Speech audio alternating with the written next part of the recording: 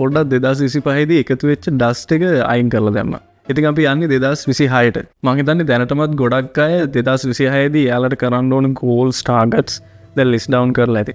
මම මේ වගේ දෙයක් කරනවා, මම මේ goal එක කරනවා, මම මේ දේ කරනවා. එහෙම ගොඩක් දේවල් හිතනවා ඇති මම දන්නවා ඒක.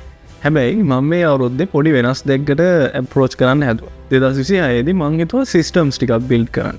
මොකද්ද systems කියන්නේ? හිතන්න ඔයා goal එකක් set කරොත් ඒකට ඔයා මහන්සිලා වැඩ කරනවා. ඊට පස්සේ ඔයා ඒකට කොහොම හරි යනවා. ඔයා achieve කරනවා.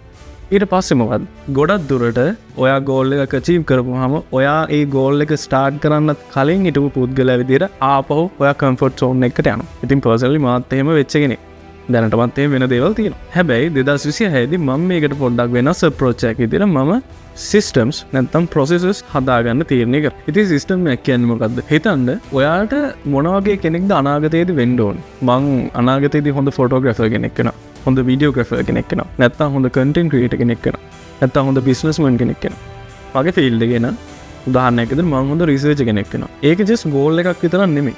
ඒක ඔයා සම්පූර්ණ වෙනස් පුද්ගලයෙක් විදිහට අනාගතේ ඔයා දකින්න වෙති. එතෙන්ද යන්න ඔයා හදන්න ඕනේ සිස්ටම් එකක් නැත්නම් process එකක්, ක්‍රියාවලියක්. ඒ ක්‍රියාවලිය හදන්න ඔයාට ඕන කරන ප්‍රධානම දේ තමයි පුරුදු, micro habit. ඒ process එක ඇතුලේ ඔයා චූටි දේවල්, චූටි පුරුදු අලුතෙන් එකතු කරගෙන ලස්සන ක්‍රියාවලියක් නැත්නම් process එකක් හැදුවොත් ඔයාට පුළුවන් අනාගතයේදී ඔයාගේ dream role එක නැත්නම් ඔයා කොහොමද ඔයාගේ අනාගතය දකින්නේ? අන්න ඒ වගේ ඒ තැනකට යන්න පුළුවන් වෙනවා. ඉතින් goal එකයි system එකයි වෙනස තමයි හිතන්න ඔයා goal එකක් set කරොත් ඔයා හිතනවා ඔයා සාර්ථක වෙන්නේ ඔයාගේ goal එක achieve කරාට පස්සේ විතරයි කියලා. හැබැයි ඔයා system එකකට වැඩ කරනවා නම් ඔයා තියෙන හැම step එකක් ගානෙම ඔයාව සාර්ථකත්වයට හැරයි යනවා. ඉතින් 2026 දී අපි goals set කරන එක නවත්තලා අපි systems build කරමු.